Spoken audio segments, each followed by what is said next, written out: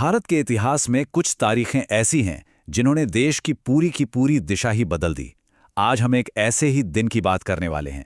ये कहानी है प्रधानमंत्री इंदिरा गांधी की हत्या की, मिनट दर मिनट। तारीख थी 31 अक्टूबर 1984। देखने में तो ये एक बिल्कुल आम दिन की तरह ही शुरू हुआ था, लेकिन जब ये दिन खत्म हुआ तो पूरा देश शोक में डूबा हुआ था। तो इस पूरे घटनाक्रम को समझने के लिए हम इसे 3 हिस्सों में देखेंगे। पहले एक बिल्कुल नॉर्मल सी सुबह, फिर वो जानलेवा हमला, और आखिर में वो पल जब पूरा देश सदमे में चला गया। तो चलिए कहानी शुरू करते हैं। जगह है प्रधानमंत्री का निवास, एक सफदरजंग रोड। सुबह का वक्त है और बाहर से देखने पर सब कुछ बिल्कुल नॉर्मल लग रहा था। पर किसी को क्या पता था कि महीनों से जो साजिश पक रही थी वो बस कुछ ही देर में अपने अंजाम तक पहुंचने वाली थी। अब ये जो पूरी घटना हुई, ये प्रधानमंत्री के घर यानी एक सफदरजंग रोड से उनके ऑफिस एक अकबर रोड के बीच के एक छोटे से रास्ते पर हुई। ये वही रास्ता था जिससे वो लगभग रोज ही गुजरती थी। उस सुबह उनका एक इंटरव्यू शेड्यूल था पीटर उस्तिनोव के साथ।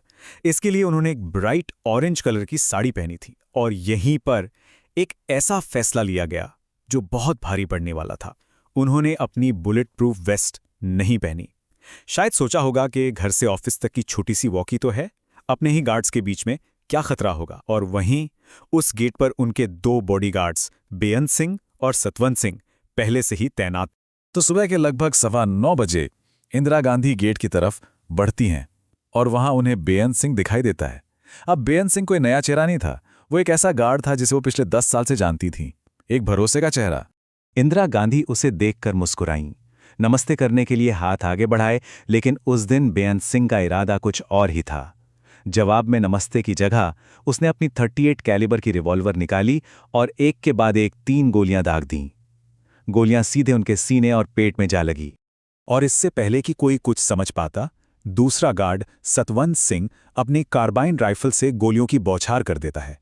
सोचिए, दोनों ने मिलकर कुल 33 राउंड फायर किए, और उन 33 गोलियों में से 30 गोलियां सीधे प्रधानमंत्री को लगी। उनका शरीर पूरी तरह छलनी हो चुका था। इसके बाद दोनों ने अपने हथियार फेंक दिए और सरेंडर कर दिया। और जानते उन्होंने क्या कहा? उन्होंने कहा, हमें जो करना था हमने कर दिया, अब तुम्हें जो करना है करो। साफ था, ये ऑपरेशन ब्लू स्टार का बदला था। कुछ महीने पहले स्वर्ण मंदिर में जो सैन्य कार्रवाई हुई थी, ये उसी का नतीजा था। गोलियों की आवाज के बाद वहां पूरी तरह अफरा तफरी मच गई। स्टाफ के लोग भागे, उन्हें बचाने की कोशिश करने लगे, लेकिन उस वक्त जो कुछ हुआ वो एक के बाद एक गंभीर चूकों की कहानी है। और सबसे बड़ा और पहला सवाल यही था, प्रधानमंत्री की एम्बुलेंस कहाँ थी? प्रोटोकॉल के हिसाब से तो उसे हमेशा स्टैंड बाय पर होना चाहिए था, तो फिर वो थी कहाँ? देखिए, प्रोटोकॉल तो ये कहता था कि पीएम के लिए एक डेडिकेटेड एम्बुलेंस हमेशा तैयार रहनी चाहिए, लेकिन असल में क्या हुआ? एम्बुलेंस तो थी, पर उसका ड्राइवर ही गायब था। सोचिए, देश के प्रधानमंत्री को एक प्राइवेट एम्बेसडर कार में डालकर हॉस्पिटल ले जाना पड़ा।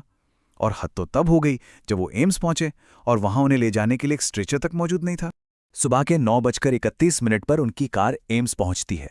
कार के अंदर का मंजर दिल दहला देने वाला था। सोनिया गांधी ने अपनी सास का सिर अपनी गोद में रखा हुआ था। हॉस्पिटल का स्टाफ प्रधानमंत्री को इस हालत में देखकर बुरी तरह घबरा गया। उन्हें समझ ही नहीं आया कि क्या करें। अब शुरू होती है जिंदगी बचाने की जंग। एम्स के ऑपरेशन थिएटर के अंदर अगले 4 घंटे तक देश के कुछ बेहतरीन डॉक्टर्स की टीम उन्हें बचाने की हर मुमकिन कोशिश करती है, लेकिन हालत बेहद नाजुक थी। अगर हम उनकी मेडिकल कंडीशन की बात करें, जब उन्हें लाया गया था तो उनके दिल में बस हल्की सी इलेक्ट्रिकल एक्टिविटी बची थी। मतलब टेक्निकली वो जिंदा थीं, लेकिन उनकी नब्ज पूरी तरह बंद हो चुकी थी और उनकी आंखों की पुतलियां वो फिक्स्ड और डायलेटेड थीं, जो कि ब्रेन डैमेज का एक बहुत बड़ा साइन होता। डॉक्टरों ने अपनी तरफ से कोई कसर नहीं छोड़ी। उन्हें बचाने की कोशिश में 88 यूनिट्स ओ नेगेटिव ब्लड चढ़ाया गया। ये बहुत बड़ी मात्रा है, जिससे आप अंदाजा लगा सकते हैं कि कोशिशें किस लेवल पर हो रही थीं। और यहां एक अजीब दुखद इत्तेफाक देखिए। अपनी मौत से ठीक एक दिन पहले भुवनेश्वर में एक स्पीच में इंदिरा गांधी ने कहा था, मुझे इस बात की परवाह नहीं कि मैं जीऊं या मरूं, मेरे खून का हर एक कतरा इस देश को मजबूत करेगा। कौन जानता था कि उनके ये शब्द अगले ही दिन इतनी भयानक सच्चाई बन जाएंगे। तो डॉक्टरों की पूरी कोशिशों के बाद भी उन्हें बचाया नहीं जा सका।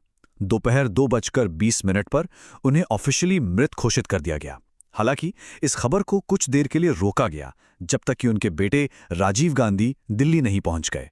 जैसे ही दोपहर 2:20 पे ये खबर ऑफिशियली बाहर आई और साथ में ये भी पता चला कि हत्यारे उनके सिख बॉडीगार्ड्स थे, दिल्ली और देश के कई हिस्सों में हालात बिगड़ने लगे।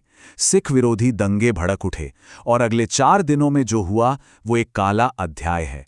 एक अनुमान के मुताबिक करीब 8,000 सिखों की हत्या कर दी गई और इसी उथल-पुथल के बीच उनके बेटे राजीव गांधी ने नए प्रधानमंत्री के तौर पर शपथ ली।